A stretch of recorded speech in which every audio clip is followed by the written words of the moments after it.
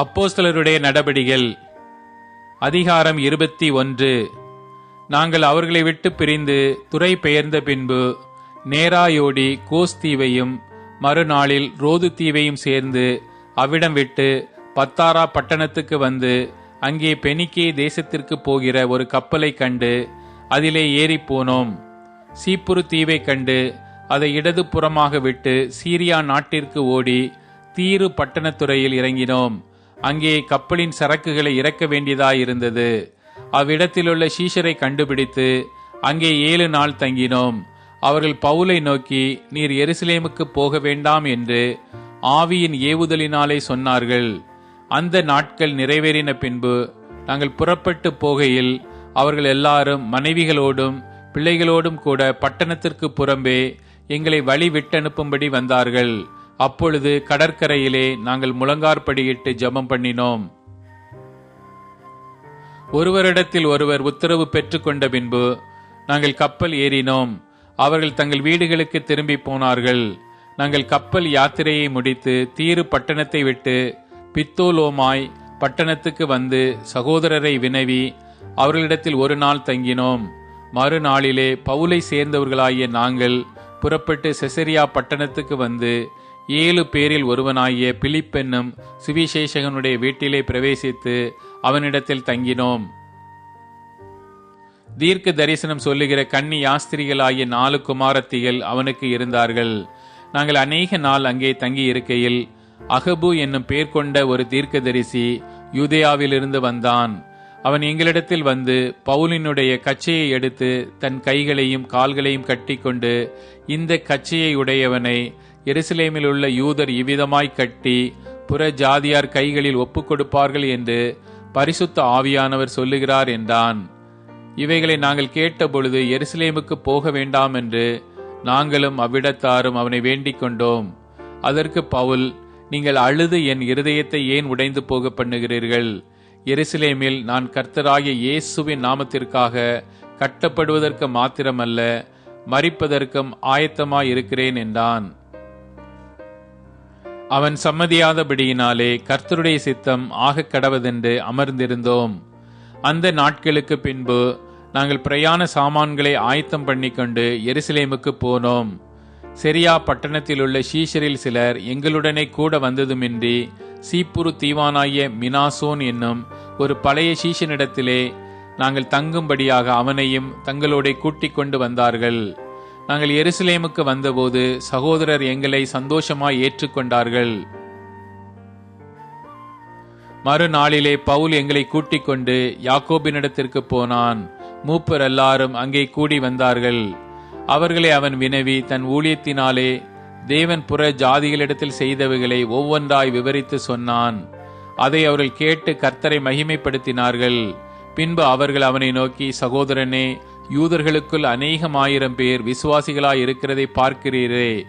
அவர்கள் எல்லாரும் நியாயப்பிரமாணத்துக்காக வைராக்கியமுள்ளவர்களாய் இருக்கிறார்கள். புற ஜாதிகளிடத்தில் இருக்கிற யூதரெல்லாம் தங்கள் பிள்ளைகளுக்கு விருத்த சேதனம் பண்ணவும் முறைமைகளின்படி நடக்கவும் வேண்டுவதில்லை என்று நீர் சொல்லி இவ்விதமாய் அவர்கள் மோசையை விட்டு பிரிந்து போகும்படி போதிக்கிறீர் என்று இவர்கள் உம்மை குறித்து கேள்விப்பட்டிருக்கிறார்கள். இப்பொழுது செய்ய வேண்டியது என்ன? நீர் வந்திருக்கிறீர் என்று இவர்கள் கேள்விப்பட்டு நிச்சயமாக கூட்டம் கூடுவார்கள். ஆகையால் நாங்கள் உமக்கு சொல்லுகிறபடி நீர் செய்ய வேண்டும்.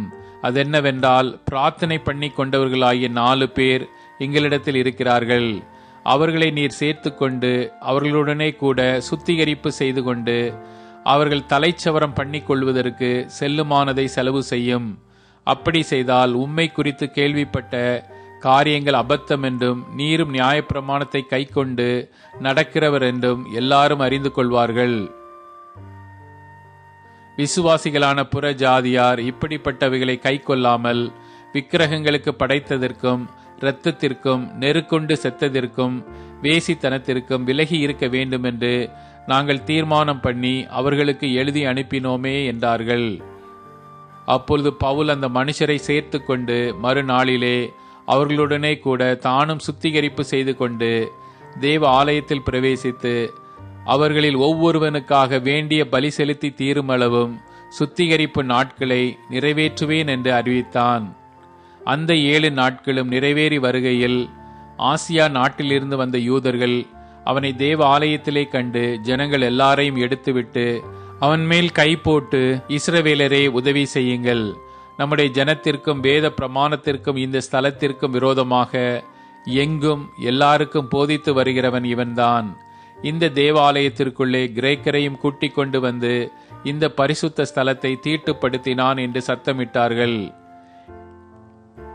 எபேசியனாகிய துரோப்பீமு என்பவன் முன்னே நகரத்தில் பவுலுடனே கூட இருக்கிறதை கண்டிருந்தபடியால் பவுல் அவனை தேவாலயத்தில் கூட்டிக் கொண்டு வந்திருப்பான் என்று நினைத்தார்கள்.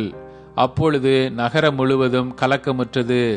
ஜனங்கள் கூட்டமாய் ஓடி வந்து பவுலை பிடித்து அவனை தேவாலயத்திற்கு புறம்பே இழுத்து கொண்டு போனார்கள். உடனே கதவுகள் பூட்டப்பட்டது.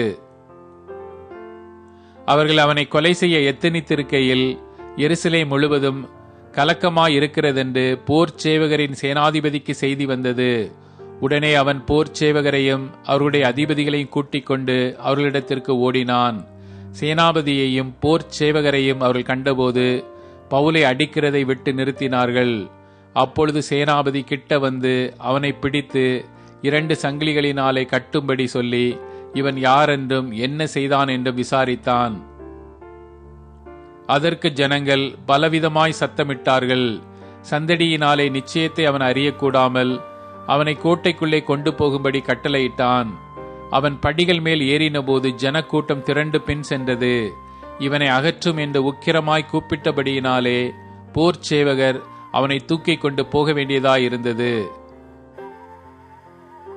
அவர்கள் பவுலை கோட்டைக்குள்ளே கொண்டு போகிற சமயத்தில் அவன் சேனாபதியை நோக்கி, நான் உம்முடனே ஒரு வார்த்தை பேசலாமா என்றான்.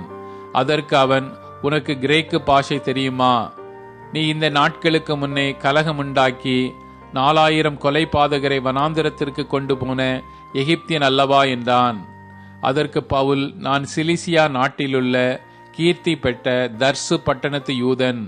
ஜனங்களுடனே பேசும்படி எனக்கு உத்தரவாக வேண்டும் என்று உம்மை வேண்டிக் கொள்ளுகிறேன் என்றான்.